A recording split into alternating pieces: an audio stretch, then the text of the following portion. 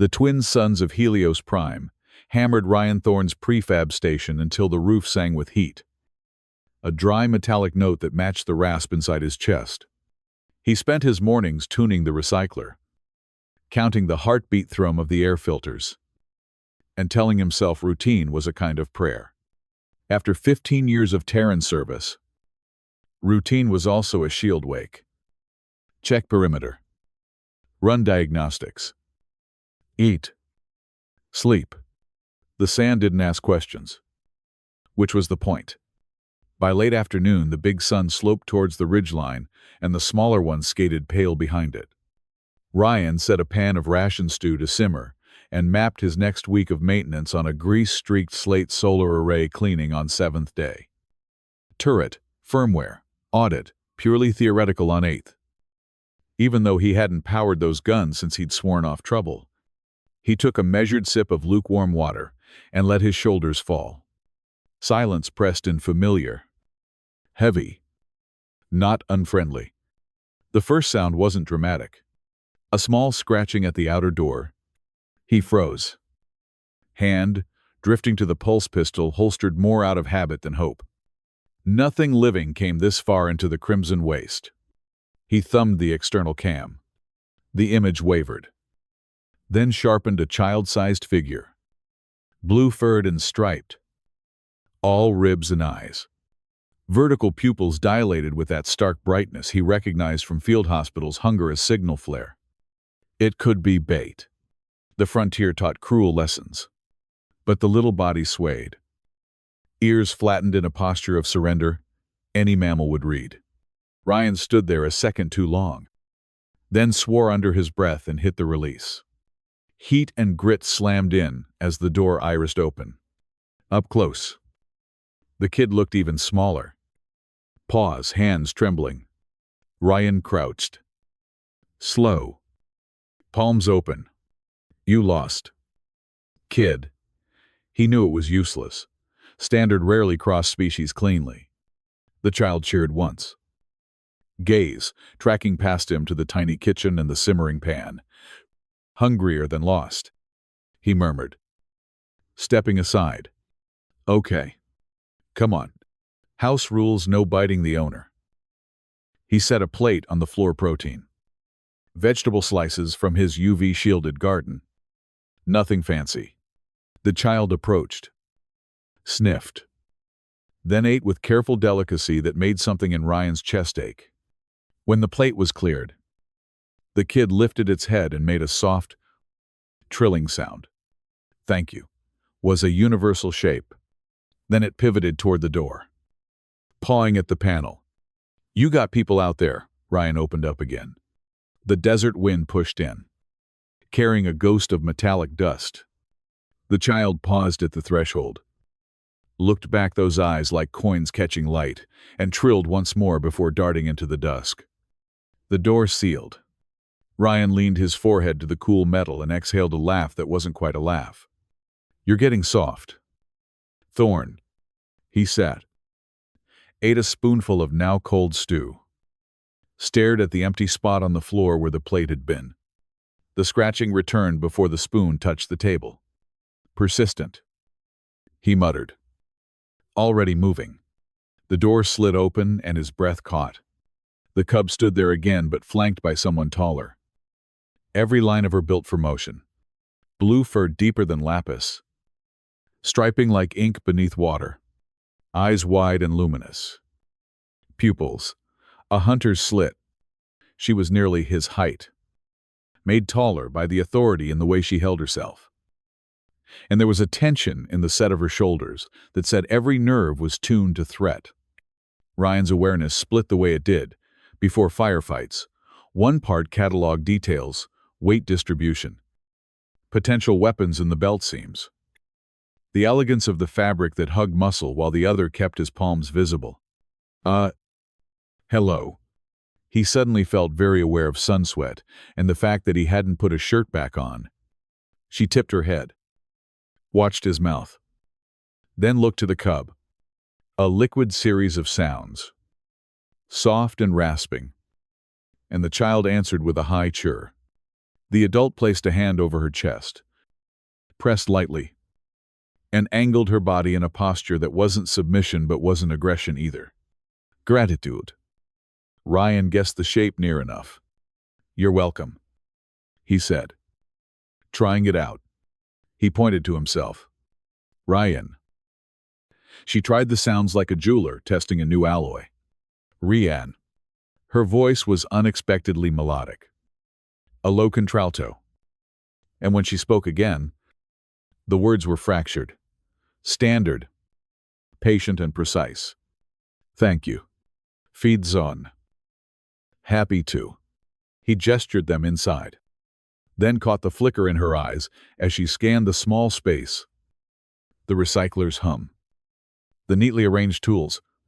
Civilization. Reduced. He edged to the storage locker and fished out an old universal translator. It was an army surplus brick he'd sworn he'd never need again. But vows to solitude always sounded better at sunrise. He powered it. The device thrummed, and he held it up between them. "This might help," he said. The light blinked ready. The alien woman spoke. A cascade of sibilants and throat-sung vowels, and the translator chewed the sound into something flatter. A little inhuman. Gratitude, insufficient. It rendered. "You saved my child. Among the Valyrian. This is dead of life. I am Kira." Kira. He tried the name, and it sat right in his mouth. The translator clipped his own words down into metallic bites. "No dept." Kid was hungry. "Feeding hungry people is what we do." "Not all," the box translated, and Kira's mouth curved in a shape that might have been a smile. Her gaze kept circling back to his hands, to the small scars there. Assessing. Cataloging. Her nostrils flared almost imperceptibly. And he wondered if he'd ever know what he smelled like to another species. He wondered why that mattered. Outside, the light bled copper along the ridge. Kira tensed, eyes flicking to the horizon. "Predators," the translator said for her. "We must go. Night in sand. Not for us." Ryan nodded. He didn't know their terrain sense, but trusted it the way you trust anyone who survived where you live. The cub kit.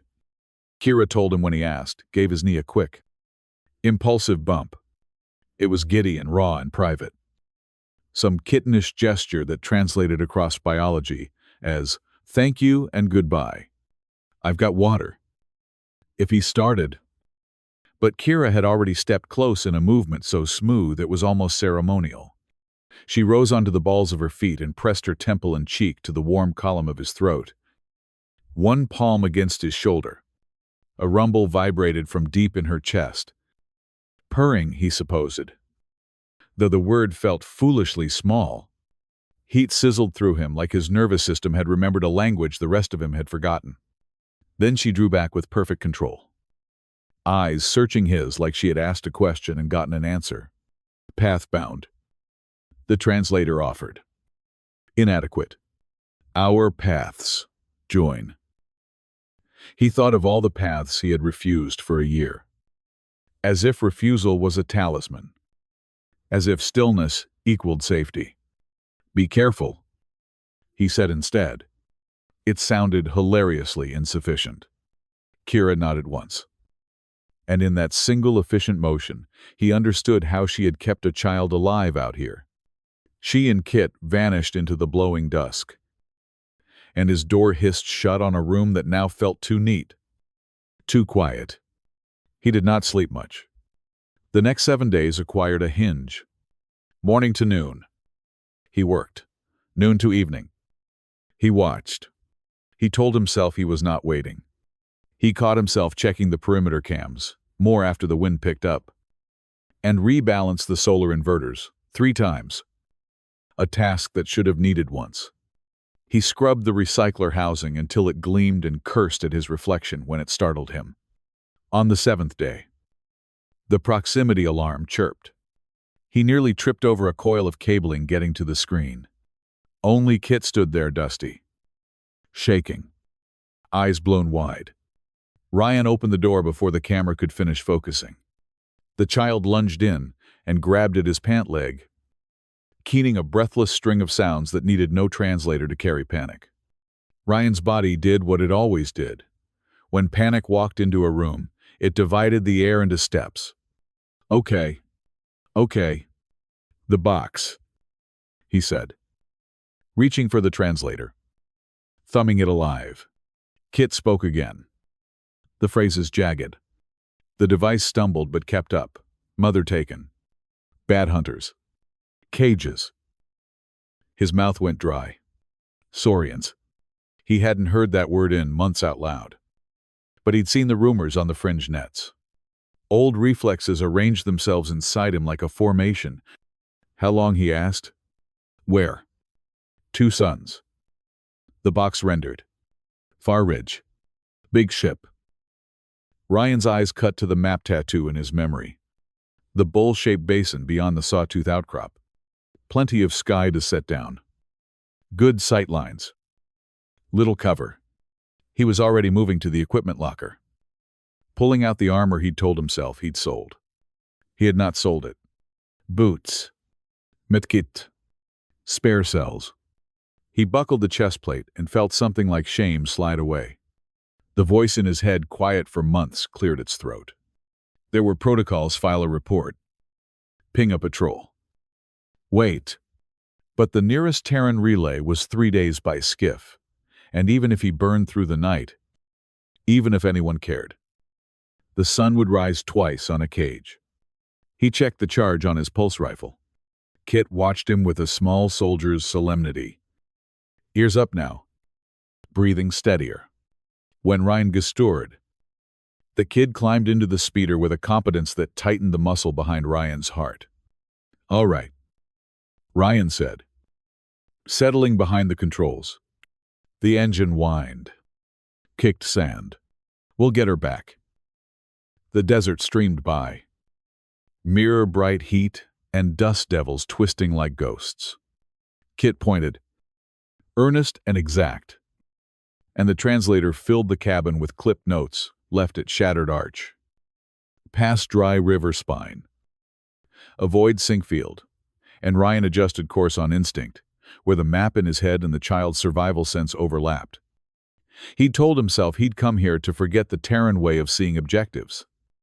Threats. Assets. But as the ridge rose up, as he cut the engine and let the speeder coast into shade, the old clarity slid into him, clean as a blade. Move in the dark. Count sentries. Find the gap. They crawled the final 20 meters on their bellies. The basin opened below like a cracked bowl, a sleek Saurian shuttle parked nose to wind.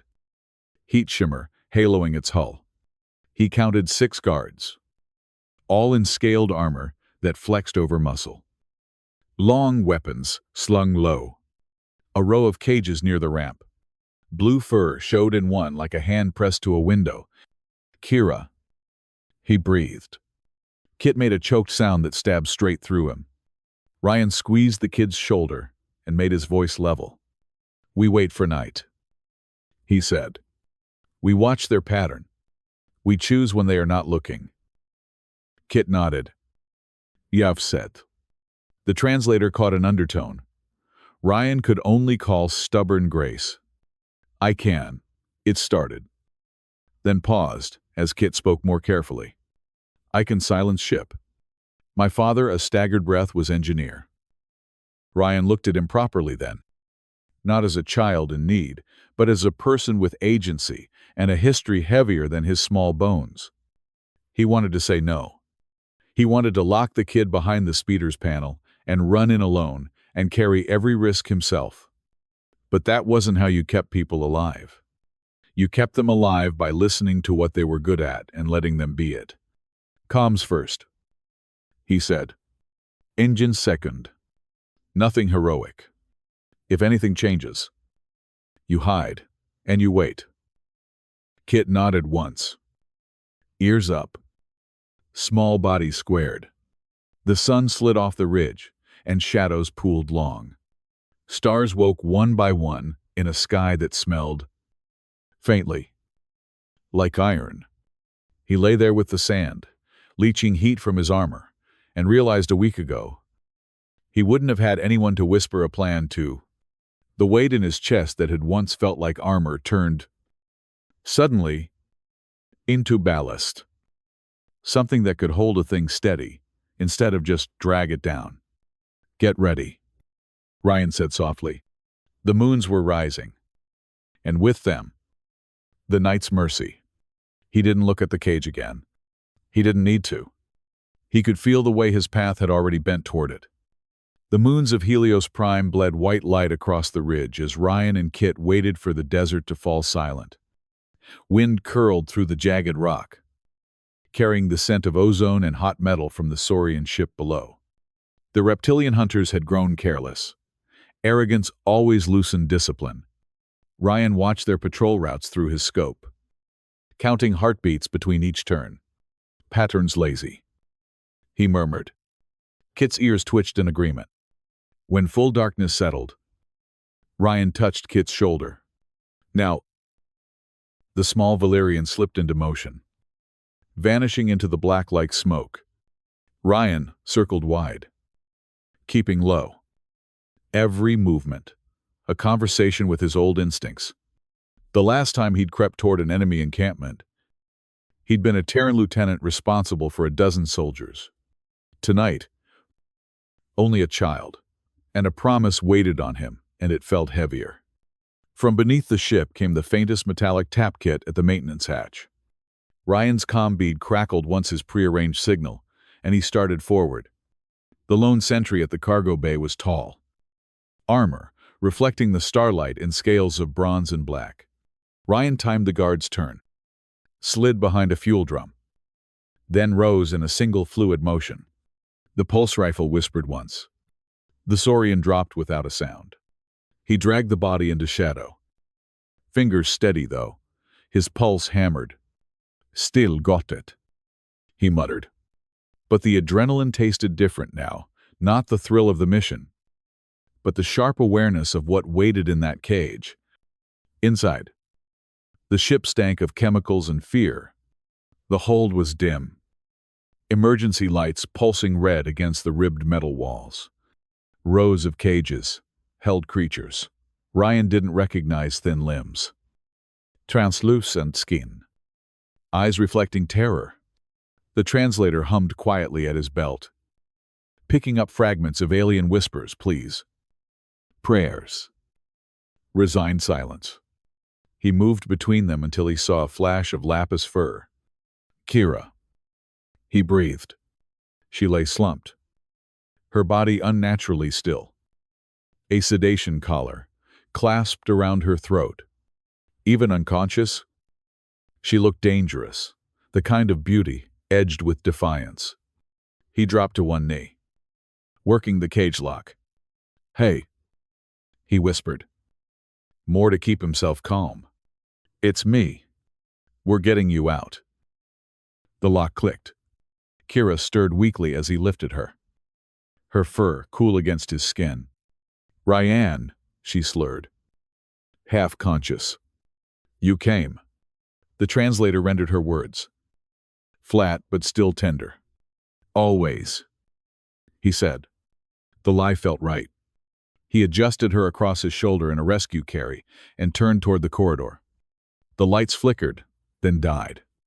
A ripple of mechanical groaning shuddered through the ship. Ryan's lips curved. Kit had done it. The coolant system must have been rerouted. The engines would overheat if they tried to lift off. The emergency lights came back, blood red. He was halfway to the hatch when a hiss split the silence. Two Saurians appeared from the side corridor. Weapons drawn. They froze when they saw him human. Armed. Their captive in his arms. Looking for something, Ryan asked. Pulse rifle rising. 2 shots precise. Efficient. The first tore through the lead Saurian's chest. The second clipped the other's throat. They fell in mirrored arcs. hissing disbelief as they hit the deck. Humans. One gurgled before dying. Always. Interfering. Ryan didn't answer. He stepped over them and moved faster. At the hatch, Kit was already waiting. A smear of oil across his blue cheek. Small claws tangled in wires. Sparks cascaded from the panel. Done. The translator said in Kit's proud monotone. Engine is crippled. Communications fried. Ryan smiled, despite himself. Remind me never to underestimate you. Kira stirred against him, murmuring soft sounds that the translator didn't bother to parse. He felt her pulse quickening, her body fighting off the drugs. Almost there, he whispered, squeezing through the hatch into the cold desert night. Behind them, alarms began to wail, an angry metallic howl that echoed across the sand. Ryan sprinted the last stretch to the speeder, Kit racing beside him. Energy bolts hissed through the dark, painting the air in streaks of green light. One struck a rock to his left, showering them with sparks. Ryan dove behind the vehicle, lowering Kira gently into the passenger seat. Hang on, he told her.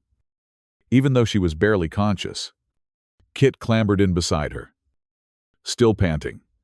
They coming, the translator reported as the child pointed back toward the ridge. Many. Ryan gunned the engine. The speeder roared to life, turbines kicking up a storm of dust and sand. They shot forward across the dunes. Chased by the flickering glow of the ship's alarms, Kira's head lolled against his shoulder, soft purrs vibrating faintly in her throat. Kit clung to the console, eyes wide but steady. After 10 minutes, the ridge vanished behind them. Only then did Ryan ease off the throttle, glancing down at Kira. Her breathing was steadying, the sedation fading. She'll be okay, he said. Half to Kit, half to himself. The translator carried his reassurance to the boy, who reached out to touch his mother's face with trembling fingers. Kira's eyes fluttered open, unfocused but aware. You came, she murmured again. Knew you would. Her hand found his, fingers warm through the fur. My champion, the translator added, mechanical voice flattening the intimacy. Ryan swallowed hard. Just rest, he said. But inside, something cracked open, the same old soldier's instinct that once made him fight for men he barely knew, now reawakening for someone he couldn't quite define. The first sun was rising when the speeder reached his outpost. By then, Kira was asleep again. Kit curled against her side. Ryan carried her inside, laid her on his narrow bed, and stood there for a long time, watching her breathe. The desert wind whispered through the vents, soft as a lullaby. For the first time in years, he wasn't listening for orders. He was listening for a heartbeat. When dawn broke fully, he checked the perimeter, reactivated the old defense grid, and cleaned the blood from his rifle. The outpost no longer felt like a hermit's refuge. It felt like a line in the sand. He turned back to the bed, to the sleeping alien, and the child curled protectively beside her. You're safe now, he said quietly, though he knew safety was temporary in a universe this cruel. Outside, the first sunlight spilled across the dunes, gilding the station's metal skin.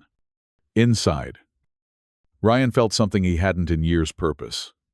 The soldier had come out of retirement, and this time, he was fighting for family. When Kira next opened her eyes, it was to the filtered glow of Helios Prime's twin suns bleeding through the station's reinforced glass.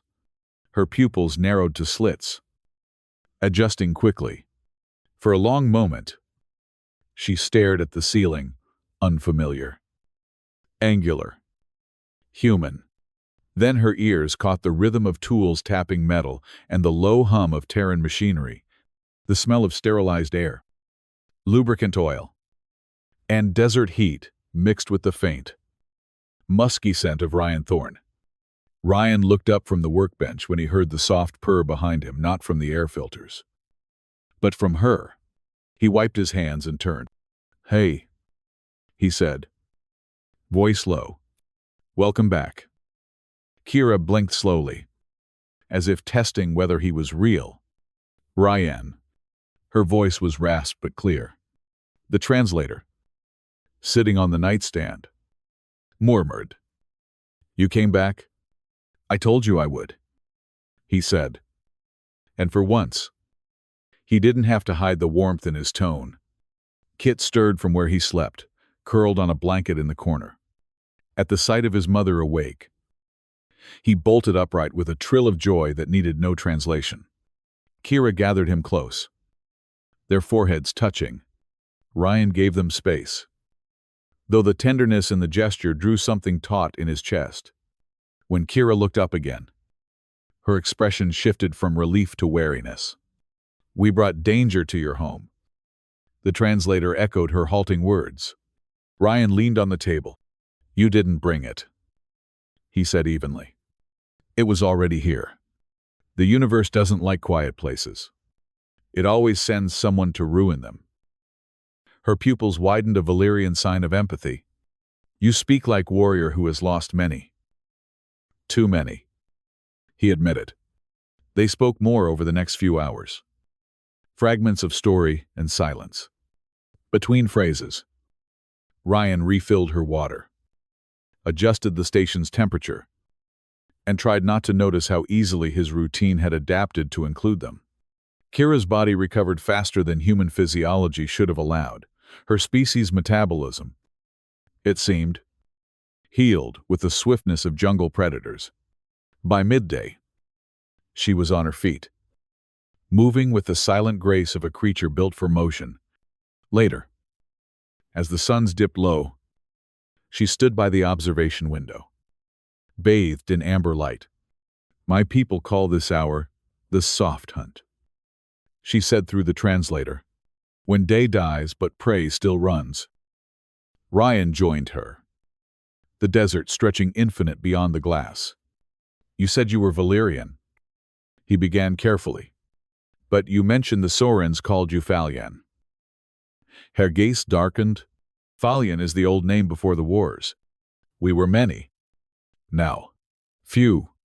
The Sorens hunt us for our blood, our fur, our bodies. They sell what is left." Ryan's jaw tightened. "And Lord Vex?" The translator paused before rendering her next words. "He collects us, calls it art. He believes owning beauty makes him immortal." Ryan turned away.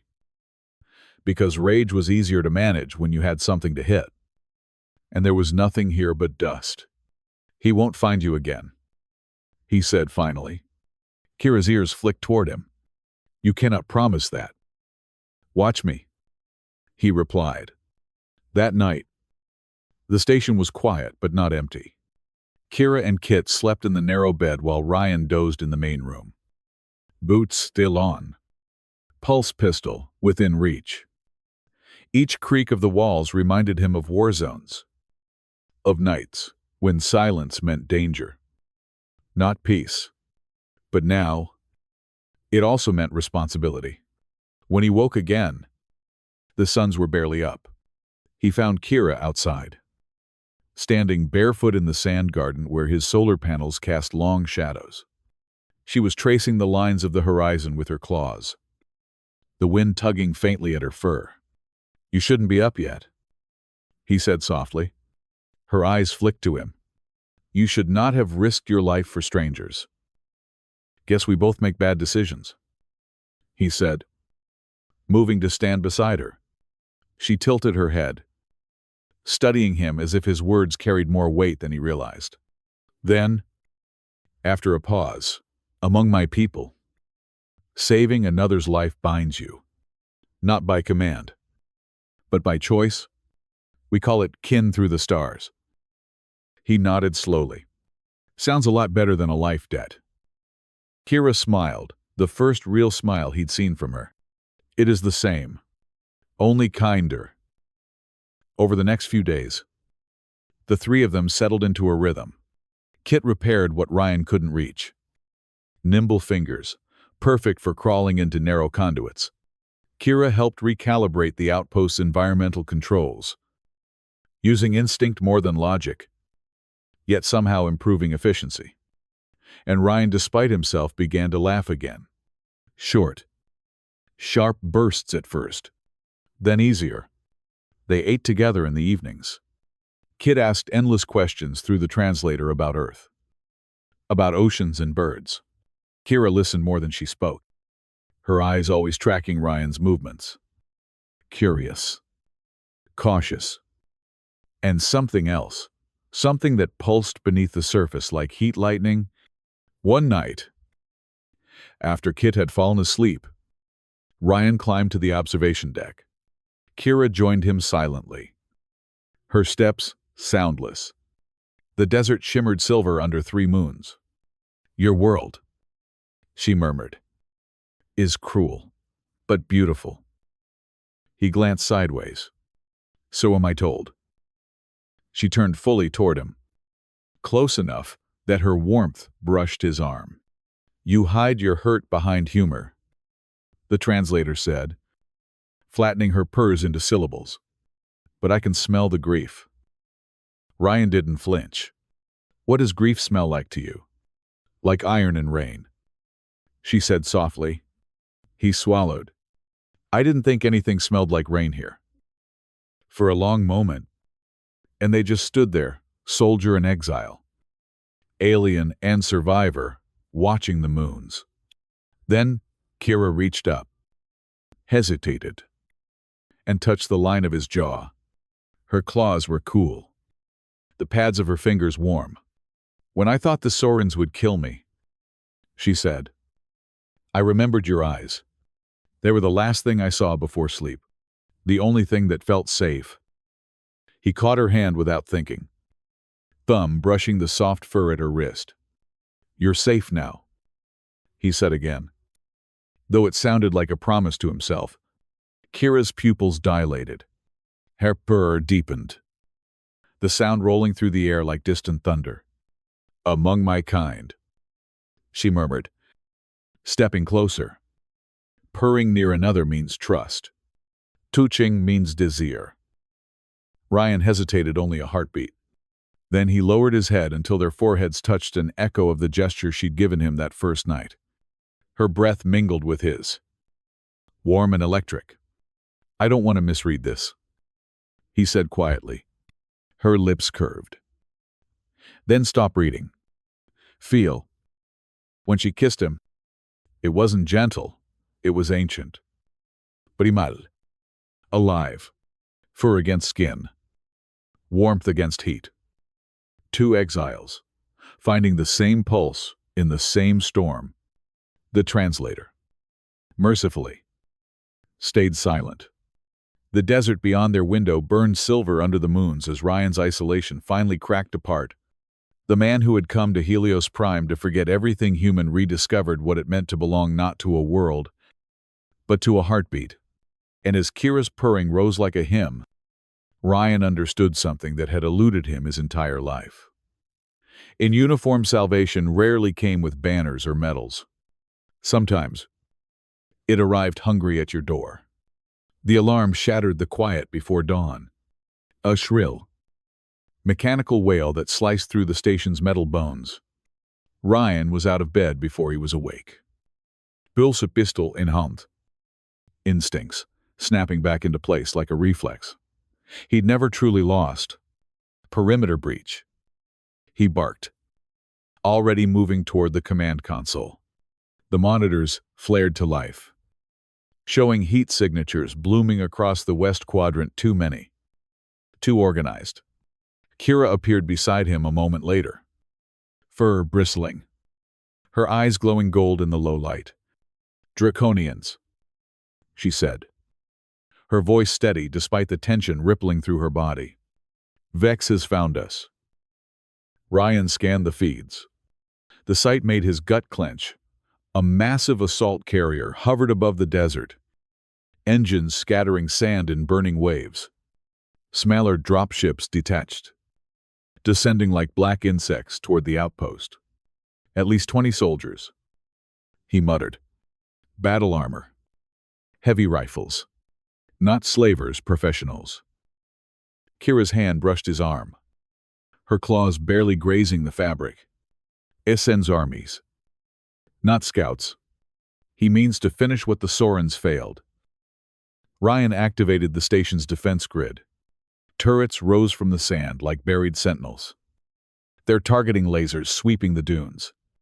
The shield emitters thrummed to life, humming against the pressure of the dry wind. Then let's make him regret the trip. Kit stumbled into the room, clutching the translator, eyes wide, but determined. I can help, he insisted through the device.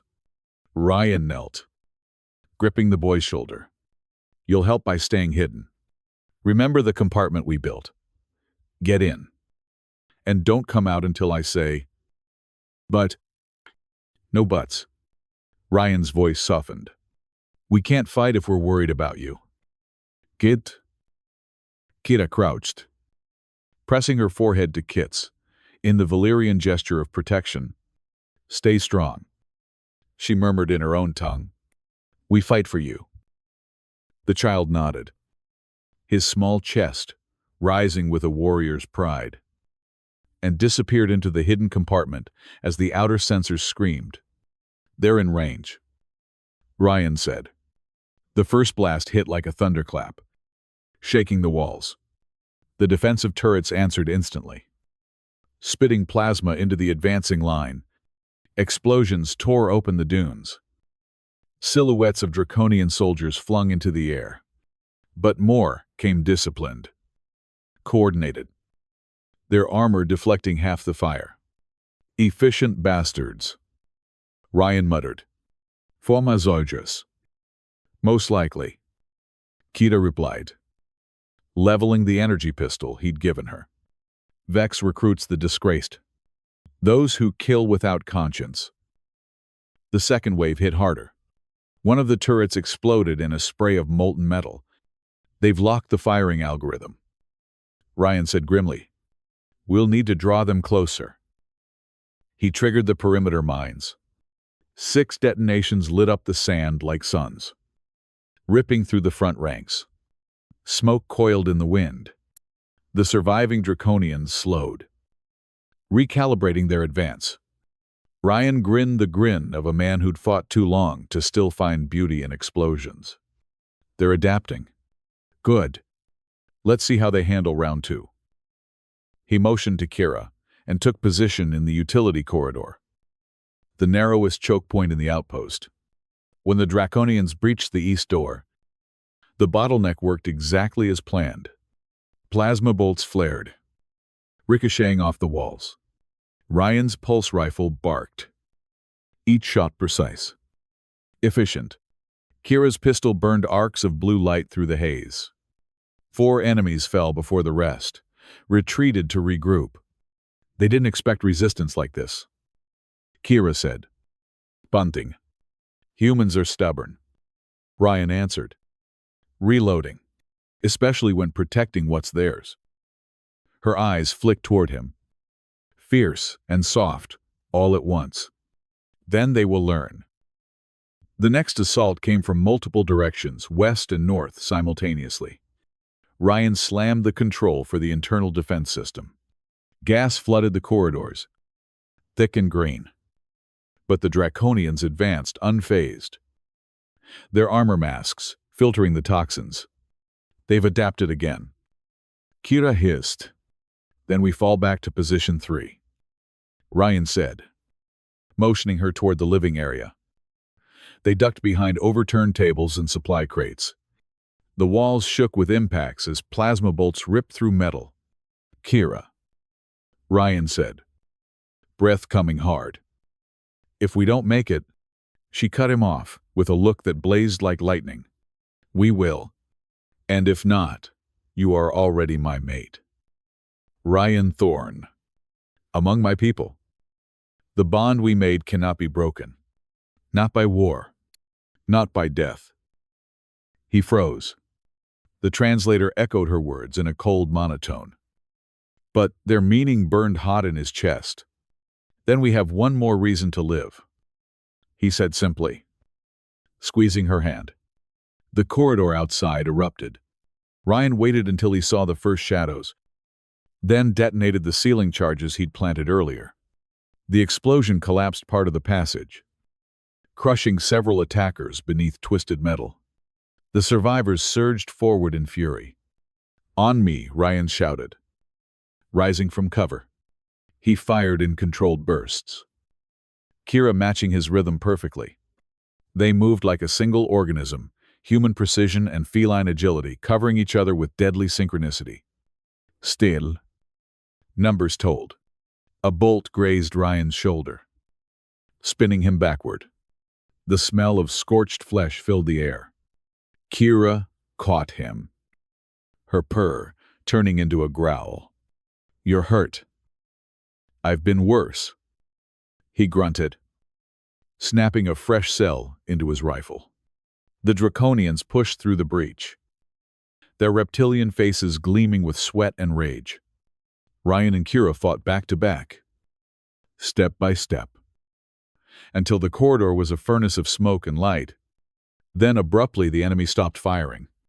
Ryan frowned, checking the monitor on the wall. New signals lit the radar fast. Organized. Descending from orbit. Multiple signatures. He said, "Terran military configuration." Kira's ears flicked. "Your people." Before he could answer, a deep vibration rolled through the ground. Outside, the sky ignited streaks of white plasma, cutting across the darkness as Terran cruisers entered the atmosphere. The Draconian commander received a transmission through his helmet, hissed something furious, and gestured for retreat. "They're pulling out," Ryan said in disbelief. "Why?" Kira asked. "Because someone bigger just showed up." A voice crackled through the station's comm system, familiar and crisp. "Lieutenant Thorne. This is Captain Marcus Harding of the TDF Relentless. Area secure. Draconian forces are in full retreat. Request permission to send down a medical team." Ryan stared at the speaker. "Marcus Harding," he said, half laughing. "You've got to be kidding me." He keyed the mic. "Permission granted." "Captain, but how the hell did you find me?" "That's a long story." "Lieutenant," Harding replied. "Let's just say when Lord Vex put a bounty on a former Terran Special Forces operative, it caught our attention." Kira sagged against the wall, exhaustion catching up to her. "Your people saved us." Ryan shook his head. "No. You. To me. And Kit saved ourselves. They just showed up for the epilogue." When the hatch opened, Terran medics poured in, their armor gleaming in the harsh light. Kit emerged from his hiding place, eyes wide as he ran to his mother. She knelt, pulling him into her arms, murmuring soft words that needed no translation. Ryan stood watching them, blood drying on his uniform, shoulder throbbing. Harding approached, offering a rare smile. "You always did have a talent for finding trouble." "Thorne." Ryan looked past him to the woman and child at his side, their silhouettes framed by the rising sun. "Yeah," he said quietly, "but sometimes trouble's worth finding." He didn't know then that this battle, the siege of a nameless outpost on a forgotten planet, would change the map of the galaxy. All he knew was that for the first time in years, the fight had meant something more than survival. It had meant home. 6 months after the siege, the dunes of Helios Prime were only a memory. One Ryan Thorne could still feel in the ache of his healed shoulder and the quiet hours before dawn. Now, he stood on the terrace of a new world. 2 suns rose over Arcadia, painting the hills in silver-blue light that shimmered across fields of alien grass. The air smelled of rain and wildflowers instead of iron and sand. Kira joined him without a sound, her fur glinting gold in the morning light. She had shed her old survival armor for a simple wrap of woven fibers from Arcadia's forests. Her eyes, bright as molten amber, reflected the horizon. "Still think you preferred solitude?" she asked, voice low and teasing. Ryan chuckled. "I'm outnumbered now. Solitude doesn't stand a chance." Below them, the colony stirred to life. Domes and spires gleamed among the meadows, structures built by dozens of species who'd once been hunted, enslaved, or displaced. Arcadia had become a refuge under Terran protection. But it was more than that. It was a promise. When Captain Harding and the Terran fleet had driven off Lord Vex's army, the political storm that followed rippled through the Galactic Council. The scandal of the Draconian Nobles collection had forced even the most reluctant empires to act. Ryan, unwilling to return to uniform, had offered an alternative, a sanctuary world for endangered species. Neutral ground for all. The Terran government agreed. They called it a diplomatic gesture. Ryan called it redemption. Now, he watched Kit leading a group of younglings from different species down to the lake. The boy had grown taller, his movements confident, his laughter carrying on the breeze. Ryan smiled. He's going to be a leader one day. Kira followed his gaze with quiet pride. He already is. You taught him courage. I just gave him something to fight for. Ryan said. The rest he learned from you. Kira's tail brushed against his arm. A Valyrian gesture of affection. You've built more than a sanctuary here. Ryan, you've built a family. He turned to her, studying the soft glow of her fur, the calm strength in her posture. Never thought I'd find one this far from home. She smiled, leaning into him. You found it the moment you opened your door. By midday, the settlement buzzed with activity. A new wave of refugees, the Norellians, crystal-skinned and notoriously territorial, had arrived from the outer systems. Ryan met with their envoy beneath the newly constructed council pavilion. Its architecture, a blend of Terran steel and Valyrian curves. The Norellians prefer isolation. Kira reminded him quietly before the meeting. They do not share easily. Neither did I, Ryan said, adjusting his jacket. We'll figure it out. The negotiations were tense, but civil. The Norellians agreed to settle near the northern plateau in exchange for water rights and access to the Arcadian energy grid. By the time the suns reached their zenith, the deal was sealed. Kira found him later, leaning against the rail, overlooking the valley. You handled them well, she said. Ryan shrugged. Diplomacy's not so different from battle. You just fire slower. She laughed, a melodic, purring sound that made the air vibrate. Then you were made for this place. That evening, the community gathered in the main plaza beneath a sky streaked with violet and gold. Lanterns floated on magnetic currents, drifting like fireflies. The air was thick with the scent of food-spiced roots from Valyria, roasted grains from Earth, sweet nectar from Lumerian orchards. Ryan stood at the center of it all, surrounded by the hum of languages and laughter.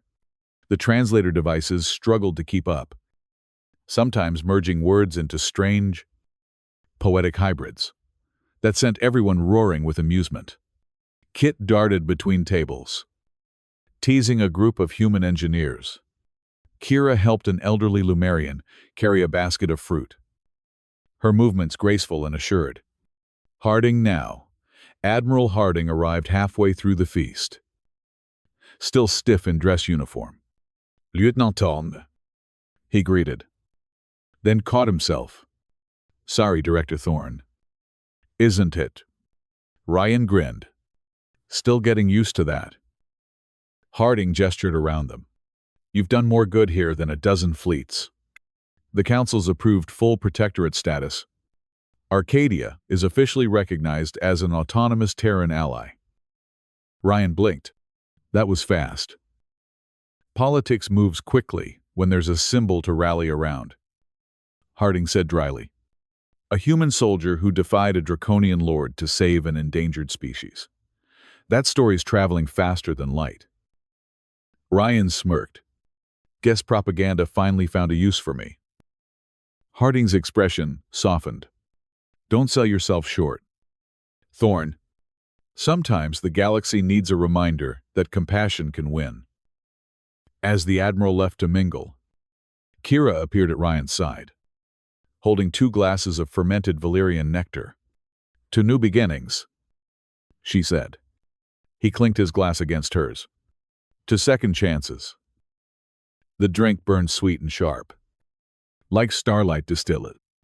Around them, music swelled human strings and alien harmonics, weaving into something entirely new. Kira turned to him, a glint in her eyes. Dance with me. I don't dance, he protested. She arched a brow. Then learn. He laughed, but followed her anyway, letting her guide him through slow, swaying steps. Her purring harmonized with the music. Her movements, fluid and feline. When he stumbled, she pressed closer, whispering, You move better in battle. I had more motivation then, he murmured, drawing her in until their foreheads touched again. But this might be better. The moons rose, casting silver across her fur. Their kiss drew quiet cheers from nearby tables and a few good-natured whistles from the human engineers. Ryan didn't care. For once, the universe could watch.